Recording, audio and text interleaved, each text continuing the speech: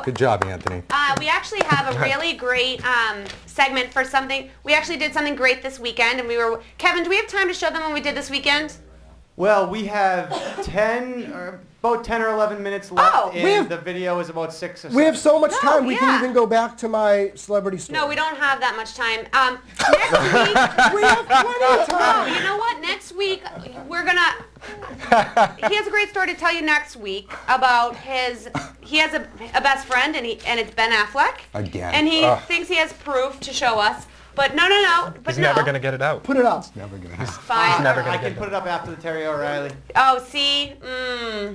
We're starting to think that, I feel Mike tension. has an imaginary friend that he's named after a celebrity superstar from Boston. But He'll make an appearance at the end of the show. Yeah, maybe. Okay. We'll keep you in touch. But in the meantime, we actually did something really cool this weekend, and we'd like you to go ahead and take a look. Kev, roll it.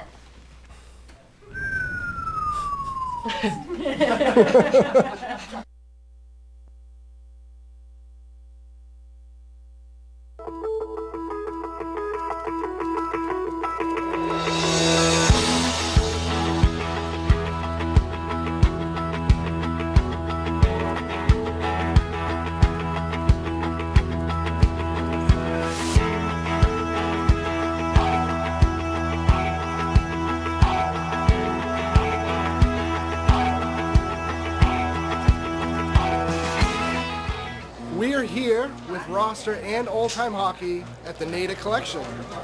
Yep, we're here. Everybody's in line to get signed autographs, whatever you want, by Terry O'Reilly, the great hockey player from the Bruins. Everyone's really excited. There's kids from 1 to 82 here to see him, so we're going to talk to him in a few minutes and check it. What's your name? Joe. Joe? You want a picture, Joe? Can you sign that? I can do that, but I can do both if you'd like. Okay. What do you have his name on for? Why don't you have O'Reilly back there? Huh? I never see you smile when you're hitting somebody. We're watching on a small TV back there. Well, You're a lot bigger than what you look like. So we are here in roster with old-time hockey and Terry O'Reilly. Well, Terry, obviously you're one of the great enforcers of hockey. You know, maybe a little bit of fighting. A little bit. A little bit. Every once in a while. None of them were my fault. Yeah. You know, of course not. Of course not. I know you've probably been asked a million times, but where is fighting in the game of hockey today? Like, does it have a spot? Is there a place in hockey for fighting? I think it's on its way out. Yeah? Don't you? I mean, if you look at just the history of the game, the way they've made adjustments, it's not allowed in college hockey. You don't see it in the Beanpot. And if you go to the Boston Garden and watch that Beanpot tournament, you won't find a more intense brand of hockey. And you probably all watched the gold medal game between the U.S. and Canada. Congratulations on the silver medal. But It's true, it's true. But that was great hockey. I don't think they went into overtime for the gold medal.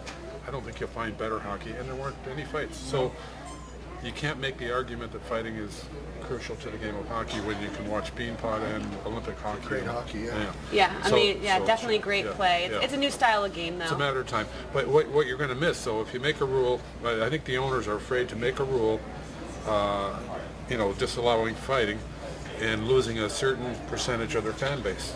Right. And so it's just a matter of courage for the owners to. It is. There's a demographic that's still tuned into that for sure. But you also have to look at the point that if fighting is allowed, when a smaller player or a player that doesn't fight is going into the corner against a very aggressive big player, does it affect how he approaches what he has to do? Mm-hmm. It has to. I'm sure it does. He has to go, well, no, it doesn't. See, some players aren't affected by that. Okay. And that's where the courage of the game comes in, and a true hockey fan is watching that for a player. He's going to go into the corner hard, hit that big tough guy, and suffer the consequences. He might get punched in the nose, or he might sort of meander into the corner and avoid his responsibility. Oh, I didn't get there in time. Right. And a real hockey purist is watching that because when fighting is allowed, it affects players' decisions. It affects their ability to perform, and it's part of the game. But right now it is, and we will lose that. But I think we can do without it. And I have to say that actually one of the stories that my stepdad, obviously before he knew I was coming to talk to you, he told me, you have to talk to him about Dale Hunter from Quebec. Oh, yes. Yeah. Back in the day, you were the enforcer for the Bruins, and he was the enforcer. Yeah. And you had that a rivalry. You know, you kind of had that rivalry back and forth. Yeah. And do you think that aspect is kind of the fact that it's kind of missing with those hardcore players having that rivalry, defending their teams, where you were known for defending your guys? Well, do you think that's changed the way that the team mentality is approached in sport like nowadays? Well, I don't think that part has changed since fighting is still allowed. There's still players on the team that are they're responsible for that aspect of it, and Sean Thornton would probably be the leader of that group. Absolutely. In order to have a championship team, you need 5 or 6 guys that can really handle themselves. And on the Bruins, Sean Thornton leads that group. And Milan Lucic has shown that he can handle that part of the game. Mm-hmm. And of course, Shara, he's the heavyweight if anybody has to get into it. So the Bruins have that part of the game covered. They can play a very physical game and respond to any attempt at imitation by other teams in the league. So it sounds like you have a lot of respect for the way the Bruins right now, the way their team plays and the way they play it together as a group, not only as having the enforcers, but the scorers and the way they've built their team. Well, what they're doing, what Peter Chiarelli's doing is very, very intelligently building a well-balanced team. You have to cover all the bases: the toughness, the speed, the defense, the scoring ability, goaltending. All those components have to mesh. One can't be out of whack from the other. You can't neglect the speed of the game because it is such a fast transition game now. Right. But if you just plug all these speedsters into your lineup and you got kids scooting up and down the ice, but they're getting the daylight speed out of them because you've neglected the physical part of the game, then you've got a big weakness in your program. Right. But I don't think the Bruins have a weakness right now. If they get their 3 forwards back that they're missing, Sturm, Savard, and Krejci, then they're going to have to make some tough decisions. I agree. Agreed. Yeah. Well, thank you so much for taking the time to talk to us. It was great to talk to you. Thank you so much. Thank you. Thanks, Mike. Thanks a lot. And well, back to us in the studio. Thanks.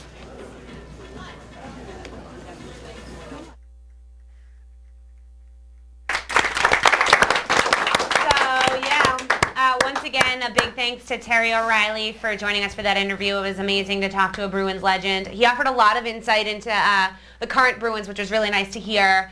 It was nice to be able to hear from somebody that was part of that, part of that league and part of that team for so long, talking about the amount of success that they're having right now, and with the 4 lines of defense and offense that they play and the kind of depth that they have these days, and with Cam Neely now in the new position that he has, I think it's really important that Bruins fans and sports fans alike really tune into this team, because it looks like they're going in a direction that I think is going to bring us a lot of excitement over the next couple months in this hockey season. So fun team. It's an amazing team, and I think that they're due. It's been a long time, and I know that they're struggling in the playoffs these days, but it's there. We've got the Pats and the Celtics and the Red Sox. They've all had their glory. It's time. So we thank you so much for joining the Wicked Awesome Sports Show. That's going to wrap it up for us this week. We have some people to thank. Yeah, we definitely want to thank Mr. Joe Morgan. Thanks for coming in. We want to thank Roster, Old Time Hockey, and of course Terry O'Reilly for letting us do that. That was Chris awesome. Epting Chris for Epting in the books, joining us. Everybody in the audience. Free material. Thanks to the studio audience. Thanks to Phil and Brian. Our amazing analysts. Please give them one round of applause. You're amazing. And, You're amazing. I definitely want to thank Mr. Ben Affleck for being so courteous during his premiere of The Town to hang out with me and talk to me for a few seconds. So you might see the photo on the way out if you guys want to look. Guys, can we cue the photo as we leave? No, we can't. Wow. That's so weird. Come on. I can't believe we can't cue the photo. Come Thank on, you please. so much, everyone. It was great to have you tune in. See you some great games.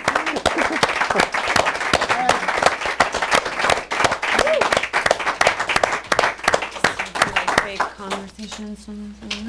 Yeah, does this really talk about stuff?